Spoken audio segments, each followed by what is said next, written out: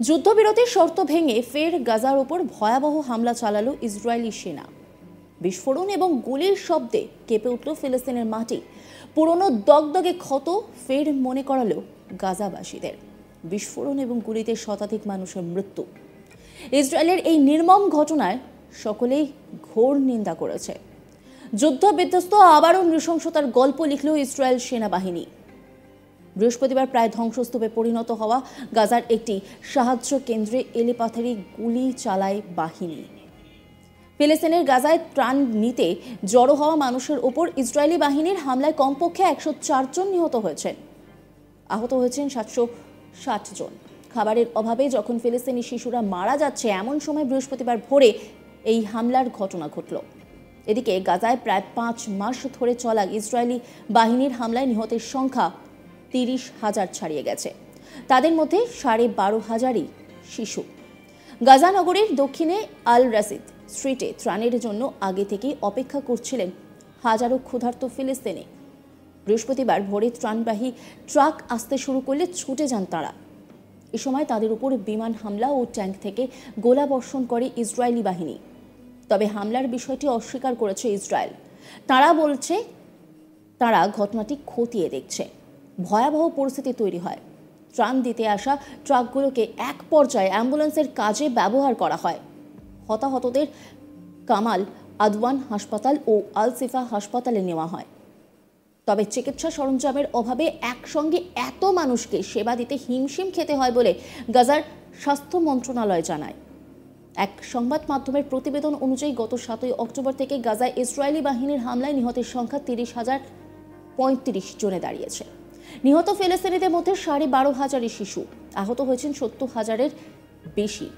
তবে নিহতের প্রকৃত সংখ্যা আরও বেশি বলে মনে করা হচ্ছে, কারণ হাসপাতালে আসা মরদেহ হিসেবে করে নিহতের পরিসংখ্যান দিচ্ছে স্বাস্থ্য মন্ত্রণালয়। ইসরায়েলের হামলায় বিধ্বস্ত বাড়ি ঘর ও স্থাপনার ধ্বংসস্তূপের নিচে পড়ে থাকা কয়েক হাজার মরদেহ এই হিসাবের বাইরে রয়েছে।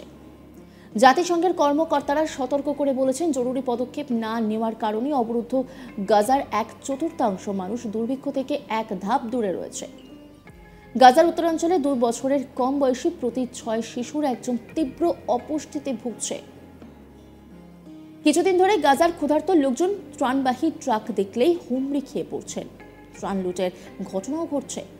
ত্রাণের জন্য মরিয়া এমন লোকজনের ওপরে বৃহস্পতিবার হামলা চালিয়েছে ইসরায়েলি বাহিনী।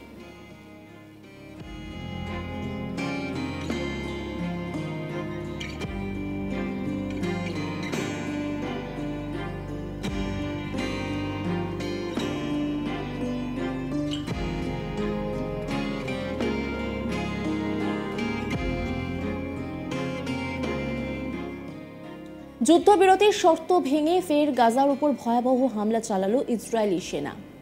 বিস্ফোরণ এবং গুলির শব্দে কেঁপে উঠল ফিলিস্তিনের মাটি। পুরনো দগদগে ক্ষত ফের মনে করালো গাজাবাসীদের। বিস্ফোরণ এবং গুলিতে শতাধিক মানুষের মৃত্যু হয়েছে। ইসরায়েলের এই নির্মম ঘটনায় সকলেই ঘোর নিন্দা করেছে। যুদ্ধবিধ্বস্ত আবারও নৃশংসতার গল্প লিখল ইসরায়েল সেনাবাহিনী। বৃহস্পতিবার প্রায় ধ্বংসস্তূপে পরিণত হওয়া গাজার একটি সাহায্য কেন্দ্রে এলোপাথারি গুলি চালায় বাহিনী। ফিলিস্তিনের গাজায় ত্রাণ নিতে জড়ো হওয়া মানুষের ওপর ইসরায়েলি বাহিনীর হামলায় কমপক্ষে 104 জন নিহত হয়েছেন। আহত হয়েছেন 760 জন। খাবারের অভাবে যখন ফিলিস্তিনি শিশুরা মারা যাচ্ছে, এমন সময় বৃহস্পতিবার ভোরে এই হামলার ঘটনা ঘটে। এদিকে গাজায় প্রায় 5 মাস ধরে চলা ইসরায়েলি বাহিনীর হামলায় নিহতের সংখ্যা 30,000 ছাড়িয়ে গেছে। তাদের মধ্যে 12,500ই শিশু।